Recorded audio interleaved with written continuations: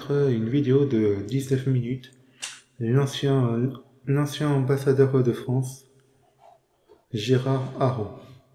On va l'écouter.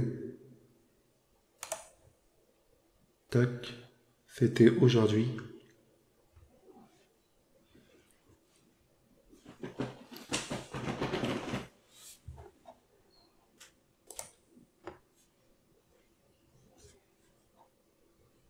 Gérard Araud, ancien ambassadeur. Bonjour Gérard Araud. Bonjour. Merci d'être mon invité ce matin. Bonjour Gérard Araud. Bonjour. Merci d'être mon invité ce matin, ancien ambassadeur de France aux États-Unis et ancien ambassadeur de France en Israël, ancien représentant de la France également à l'ONU. Votre dernier livre, Israël, le piège de l'histoire, est paru l'an dernier aux éditions Talendier, et on a beaucoup de sujets à voir avec vous ce matin. Gérard Araud a commencé évidemment par ce qui s'est joué hier à la Maison-Blanche.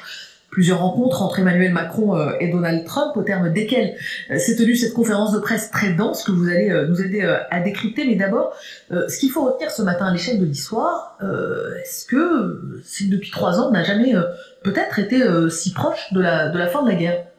Vous savez, 3 ans, c'est 1917, pour 3 ans de la Première Guerre mondiale, une guerre épuisante.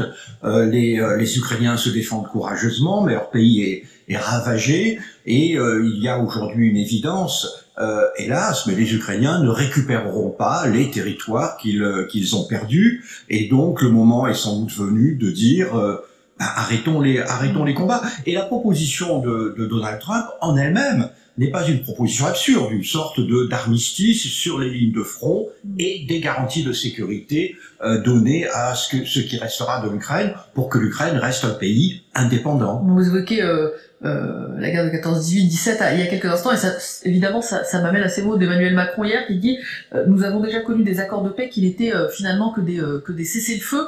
Alors lui faisait référence aux accords de Minsk, mais à l'issue des échanges d'hier, pour bien comprendre, et vous êtes un diplomate aguerri, on parle de faire taire les armes momentanément, on parle bien de paix, d'une paix durable.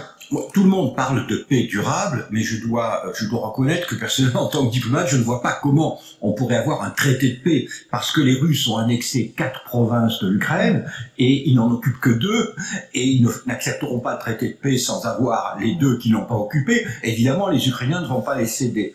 Donc je pense qu'il est normal que l'on parle, tout le monde dit la paix, mais je pense que le vrai objectif, ce sera sans doute un armistice, comme on le connaît en Corée, et le armistice en Corée, il tient depuis 1953. Vous êtes mesuré ce matin, Gérard Araud, le président l'était aussi, enfin, on sentait dans ses propos qu'il était moins enthousiaste, ou en tout cas qu'il attendait plus de garanties, notamment de garanties de sécurité pour l'Ukraine, pour s'assurer précisément de cette paix pérenne. Pourquoi autant de prudence? Est-ce que c'est parce qu'on ne sait pas exactement ce que Donald Trump a en tête, le détail de ce deal, de cet accord qu'il s'apprête à signer, dit-il, dans les semaines prochaines avec l'Ukraine, ou est-ce que c'est parce qu'on sait ce qu'il y a dedans et que les garanties n'y sont pas, les garanties de sécurité, pour s'éviter à l'avenir de nouvelles incursions russes sur le territoire européen? Je pense que d'abord, comme tous les Européens, le président de la République et les Ukrainiens, le président de la République est quand même inquiet par les signaux qui sont envoyés par les États-Unis. Hier, ce qui est quand même sans précédent dans l'histoire,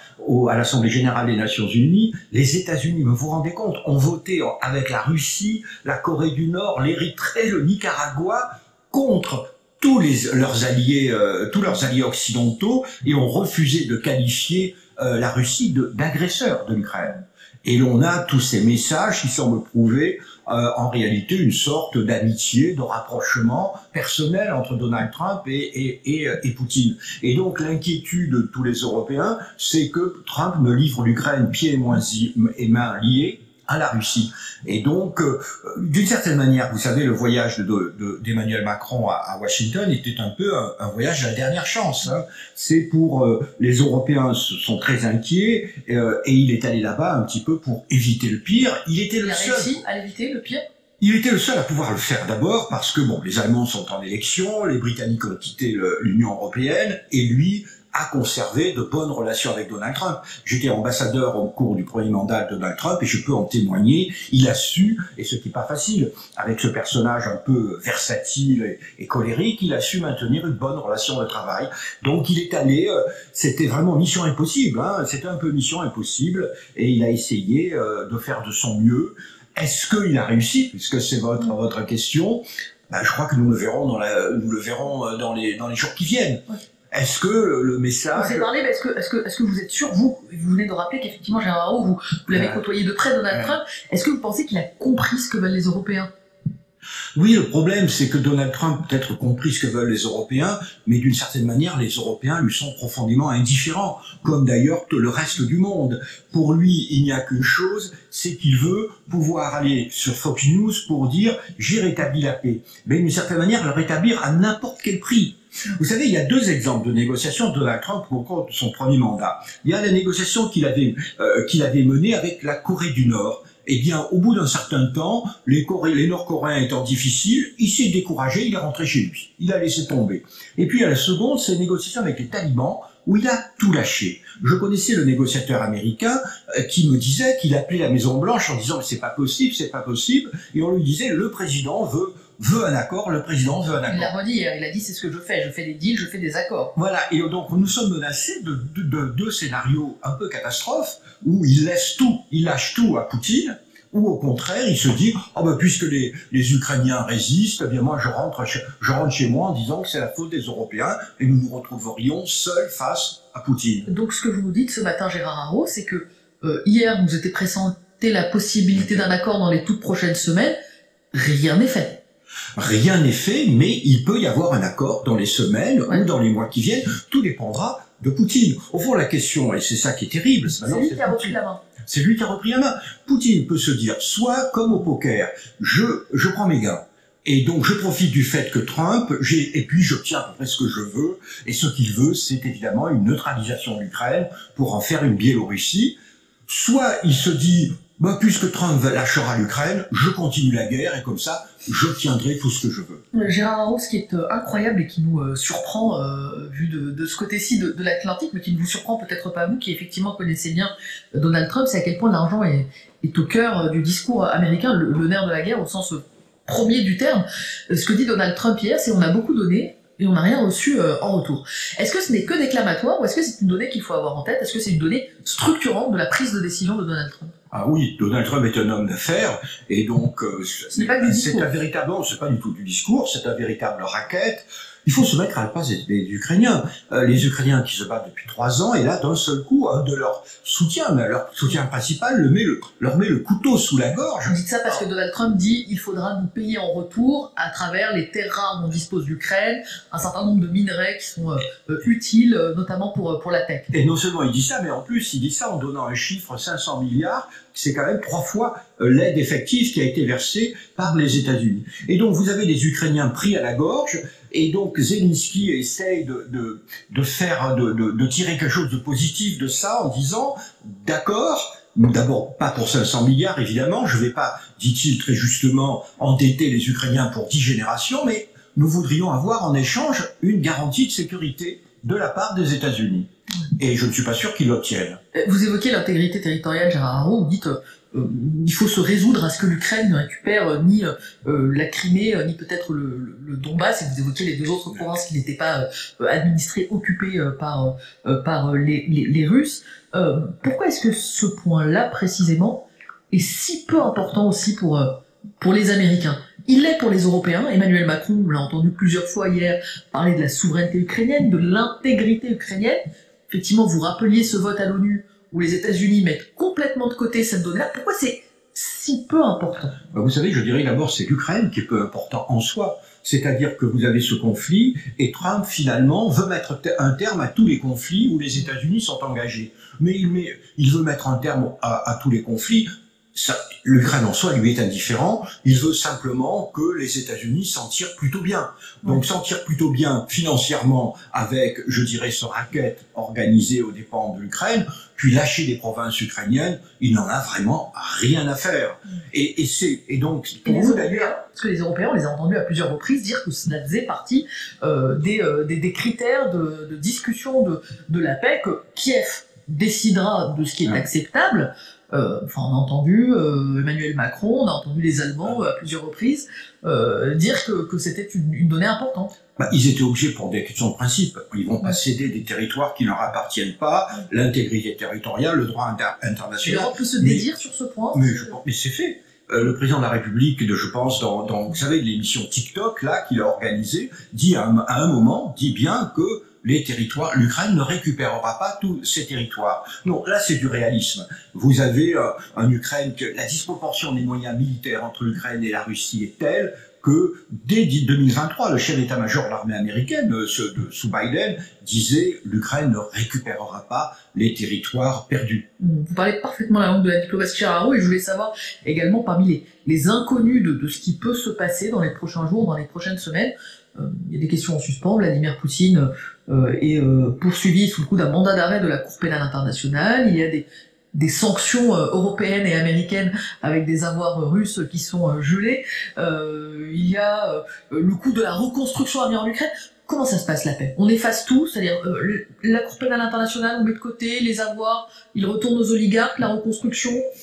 On essaye de voir ce qui est possible de faire sans que ça coûte trop cher. La Cour pénale internationale, ça nous échappe. C'est à la Cour. La Cour est un tribunal indépendant et donc ce sera la Cour qui décidera. Le Conseil de sécurité peut simplement suspendre pendant 1 an un acte d'accusation de la Cour pénale internationale, si je ne me trompe pas. En ce qui concerne les sanctions contre la Russie, les sanctions américaines et sanctions de l'Union européenne, elles seront à l'évidence une partie du deal. Voilà, tu me donnes ça, je te donne ça, c'est ça une négociation. Et donc, évidemment, les Russes ont demandé la levée. Aux Russes, il n'y aura plus de sanctions et je lève les sanctions et je dégèle les avoirs. Et le problème auquel nous nous heurtons, c'est qu'on a un peu l'impression que, comme je le disais, comme avec les talibans, ils donnent tout. Il a déjà donné l'intégrité territoriale de l'Ukraine. Il peut, en effet, du jour au lendemain, donner également les sanctions. Et du côté européen, les sanctions, on les renouvelle à l'unanimité tous les 6 mois ou tous les 1 an. Et donc, si les Américains lèvent les sanctions, est-ce que les Européens, il y aura l'unanimité pour maintenir les sanctions avec des pays comme la Slovaquie, la Hongrie et maintenant, alors l'Italie reste très anti-russe, donc là il n'y a pas de problème. Mais à l'évidence, il y aura de plus en plus de pays européens qui vont dire, et notamment peut-être l'Allemagne, qui vont dire arrêtons, ça nous coûte assez cher. Les Américains ont lâchons nous aussi. Ces pays-là, pour autant, ils pourraient se retrouver dans cette force commune qui serait déployée en Ukraine pour garantir les conditions de la paix. Emmanuel Macron en a parlé à plusieurs reprises. Les garanties de sécurité, c'est de cela dont on parle. C'est une force pacifique déployée sur le sol ukrainien. C'est l'essentiel de la négociation. Comme le territorial, comme je le disais, plus ou moins lâché, il reste que si les Russes vont dire le reste de l'Ukraine doit être neutre, c'est-à-dire ce serait un moyen pour la Russie évidemment d'imposer, de mettre l'Ukraine dans sa sphère d'influence, de le transformer en une sorte de Bélarus bis, et donc à garantie de sécurité, et l'idée serait d'une force européenne, qui d'ailleurs organisée autour de la France et du Royaume-Uni, qui s'installerait en Ukraine, pas sur les lignes de front, mais derrière les lignes de front, prête à intervenir si le conflit reprenait aux côtés des Ukrainiens. Mais ça, encore faut-il que les Russes acceptent. Dans l'accord qui va être signé, et les Russes ont d'après Donald Trump, Vladimir Poutine lui aurait assuré qu'il ne voyait aucune difficulté à cela. En tout cas, non, Poutine a dit qu'il n'avait aucune objection à ce que les Européens participent à la négociation. Mais Lavrov, le ministre des Affaires étrangères russe, a dit très clairement « Nous n'accepterons pas la présence de troupes européennes en Ukraine ». Donc à ce stade, et alors, à ce stade, il y a une autre hypothèse qui était de faire une force européenne qui serait aux frontières de l'Ukraine, qui serait en Pologne et en Roumanie, une force prête à intervenir. Et ça, éventuellement, ce serait un scénario plus acceptable pour les Russes pourraient rien dire, ça ne regarderait plus la Russie.